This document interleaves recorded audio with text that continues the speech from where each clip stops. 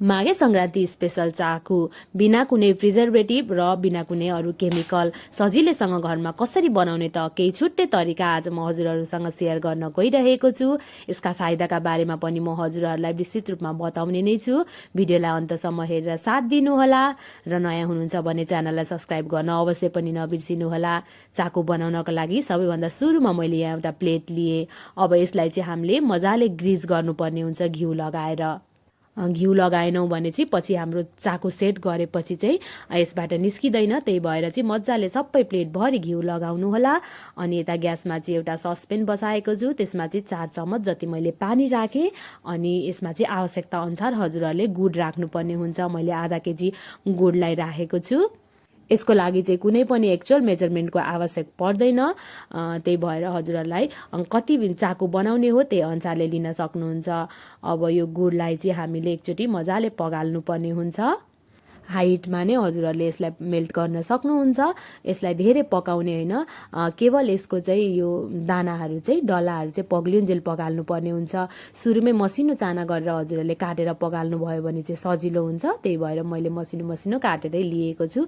ल हेर्नुहोस्, हजुरहरूले देख्न सक्नुहुन्छ हाम्रो गुड चाहिँ मजाले मेल्ट भइसकेको छ। यसमा चाहिँ कुनै पनि डल्लाहरू बाँकी छैन। अब यतिको भइसकेपछि चाहिँ यो गुडलाई चाहिँ हामी निकालौँ अनि अर्को प्यानलाई चाहिँ ग्यासमा राखिदिउँ। अब यो गुडलाई सबै छानेर हामीले यो प्यानमा ट्रान्सफर गर्नुपर्ने हुन्छ, किनकि चाकुमा चाहिँ एकदम धेरै फोहोर हुन्छ। यो फोहोर छानेनौँ भने चाहिँ पछि हाम्रो मुखमा चाहिँ यो किरिक लाग्न सक्छ, एकदम धेरै बालुवा हुन्छ। हजुरहरूले देख्न सक्नुहुन्छ। अब यो छानिसकेपछि अर्को प्यानमा चाहिँ यसलाई ट्रान्सफर गरिसकेपछि चाहिँ अब हामी चाहिँ यसलाई लो टु मिडियम फ्लेममा चाहिँ मजाले चलाइ पकाउनु पर्ने हुन्छ। ध्यान दिनुहोला, एकदम हाई फ्लेममा चाहिँ यसलाई नपकाउनु होला, किनकि हाई फ्लेममा पकायो भने यो छिटै डढ्न पनि सक्छ। अनि यो हाई फ्लेममा पकाउँदाखेरि उम्लिएर पोखिन पनि सक्छ। त्यही भएर चाहिँ खास गरी यसलाई लो टु मिडियम फ्लेममा नै हामीले मजाले पकाउनु पर्ने हुन्छ। अनि यसलाई पकाउँदाखेरि चाहिँ एकदम चलाइ हामीले पकाउनु पर्ने हुन्छ। चलाएन भने चाहिँ यो डढ्न पनि सक्छ अनि डढेपछि चाहिँ यसको स्वाद एकदम तितो हुन्छ। त्यही भएर एकदम मजाले चलाइ चाहिँ यसलाई पकाउनु होला। बिना कुनै प्रिजर्भेटिभ अनि केमिकल चाहिँ हामीले यसरी घरमा चाकु बनाउन सक्छौँ, जसले गर्दाखेरि चाहिँ हाम्रो स्वास्थ्यको लागि पनि एकदम धेरै फाइदा पुर्याउँछ। अनि चाकुबाट चाहिँ हामीले थुप्रै भिटामिन, मिनरल्स, आइरन जस्ता औषधीय गुणहरू पनि पाउन सक्छौँ। आइरन मजाले पाइने भएको हुनाले चाहिँ हाम्रो शरीरमा चाहिँ ब्लडको कमी हुन दिँदैन। त्यसै गरी भिटामिन र मिनरल्सले पनि हाम्रो जिउ दुखाइ, हाड जोड्ने दुखाइलाई पनि राहत पुर्याउन एकदमै धेरै मद्दत गर्छ। र यो चाहिँ स्लो हिटमा पकाइने भएको हुँदा चाहिँ यसमा भएको औषधीय गुण पनि नष्ट हुँदैन। ल हेर्नुहोस् त कस्तो मजाले फिज भएको छ। एकचोटि हामी यसलाई चेक गरौँ। चिसो पानी लिएको छु मैले अलिकति कचौरामा, यसमा चाहिँ म केही ड्रप्स राख्दैछु चाकुको। हजुरहरूले देख्न सक्नुहुन्छ। यसरी राखिसकेपछि चाहिँ यो अलिक मजाले निस्केको छैन, कचौरामै टाँसिएको छ। यसमा चाहिँ लचक अझै बाँकी नै छ। यसरी लच्किराख्यो भने चाहिँ अलिक तयार भएको हुँदैन। त्यही भएर अझै केही बेर हामी यसलाई स्लो हिटमै पकाउँछौँ। अझै केही बेर पकाइसकेपछि ल हेर्नुहोस्, यसको टेक्स्चर चाहिँ निकै चेन्ज भइसकेको छ। अझै एकचोटि हामी यसलाई चेक गरौँ। चेक गर्नको लागि मैले अघिकै पानी लिएको छु, यसमा फेरि केही ड्रप्स राख्दैछु। ल हेर्नुहोस् त कस्तो मजाले यो चाहिँ माथि फ्लोट भएको छ। यसरी यतिको फ्लोट भयो भने चाहिँ हाम्रो चाकु बनाउनको लागि पाक चाहिँ तयार हुन्छ। यो चाहिँ तोड्दाखेरि मजाले तोडिन्छ पनि। ल हेर्नुहोस् कस्तो हार्ड भएको छ। यतिको भयो भने चाहिँ हाम्रो चाकु बनाउनको लागि चाहिँ पाक तयार हुन्छ। अब हामी यतिको भइसकेपछि यसलाई पनि यही राखेर एकचोटि मिक्स गरिदिउँ। हाम्रो चाकुको कलर पनि एकदमै राम्रो चेन्ज भएको छ, हजुरहरूले चाहिँ देख्न सक्नुहुन्छ। विशेष गरी सुत्केरी महिलालाई पनि यसरी चाकु बनाएर घरमा खुवाइयो भने चाहिँ दुधको वृद्धि गर्न पनि यसले एकदमै धेरै मद्दत गर्छ।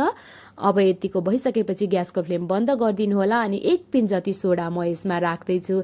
यसले चाहिँ हाम्रो जालीदार चाकु बनाउन एकदमै धेरै मद्दत गर्छ। चाकु चाहिँ एकदम जालीदार अनि फ्लफी टाइपको हुन्छ।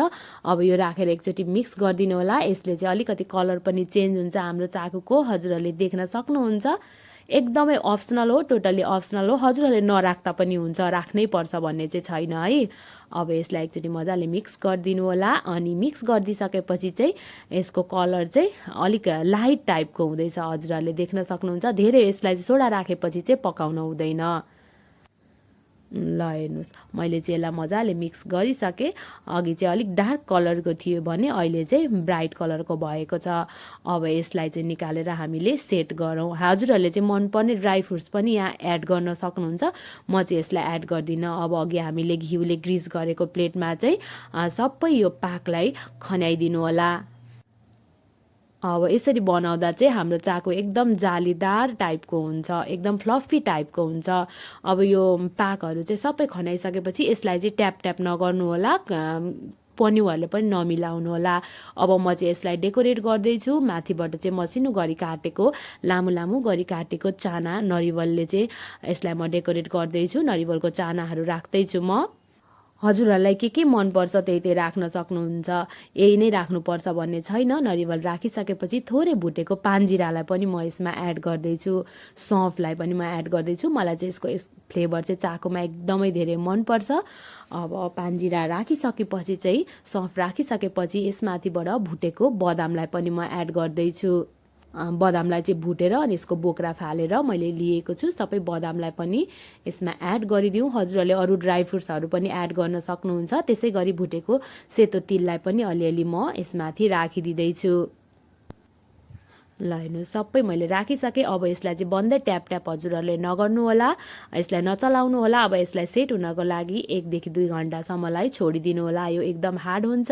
ल हेर्नुहोस् 2 घन्टा जस्तो छोडिदिएपछि हाम्रो चाहिँ चाको बनेर तयार भइसकेको छ। अब यसलाई चाहिँ एउटा यो चक्कुको सहायताले चाहिँ छेउछेउमा अलिअलि यसरी कोट्याउँदै जानु होला। एकदम सजिलोसँग निस्किन्छ, किनकि हामीले अगाडि घिउले पनि ग्रिस गरेको थियौँ नि त, त्यही भएर। ल हेर्नुहोस् अलिअलि गर्ने, एकदम प्रेसर लाउनु भयो भने चाहिँ यो फुट्न पनि सक्छ। हुन त यो फुटाएरै खाने हो, त्यही पनि सुरुमा निकाल्नको लागि चाहिँ यतिको गरिसकेपछि अब यो प्लेटलाई चाहिँ भिडियोमा देखाए जसरी नै हजुरहरूले चाकोलाई हल्का हल्का प्रेसर दिनु होला अनि यसरी घोप्ट्याएर हातको सहायताले यसरी ट्याप ट्याप पार्नु होला। यो चाहिँ एकदमै सजिलोसँग निस्किन्छ, यसलाई धेरै प्रेसर लाउनै पर्दैन। आउँदै गरेको माघे सङ्क्रान्तिमा हजुरहरूले पनि बिना कुनै प्रिजर्भेटिभ, बिना कुनै हार्मफुल केमिकल्सहरू बजारको भन्दा हेल्दी चाको घरमा यसरी नै बनाएर ट्राई गर्नुहोला अनि इन्जोय गर्नुहोला। ल हेर्नुहोस् त कस्तो पर्फेक्ट गोलो बनेर निस्किएको छ। म हजुरहरूलाई तोडेर पनि देखाउने छु यसमा कतिको जाली बनेको छ, कतिको यो फ्लफी टाइपको बनेको छ भनेर। ल हेर्नुहोस् एकदम सजिलोसँगै टुट्छ क्या यो चाहिँ, हजुरहरूले देख्न सक्नुहुन्छ। यसमा चाहिँ एकदम पर्फेक्ट जाली बनेर पनि निस्किएको छ। ल हेर्नुहोस् त कस्तो मजाले टुट्छ, एकदम हार्ड पनि छैन, दाँतमा चप्किँदैन। हेर्नुहोस् त कस्तो राम्रो जाली बनेर तयार भएको छ। फेरि यस्तै नयाँ रेसिपिज भिडियो लिएर आउने नै छु। त्यतिन्जेलसम्मको लागि बाई। हजुरहरूको दिन शुभ बितोस्।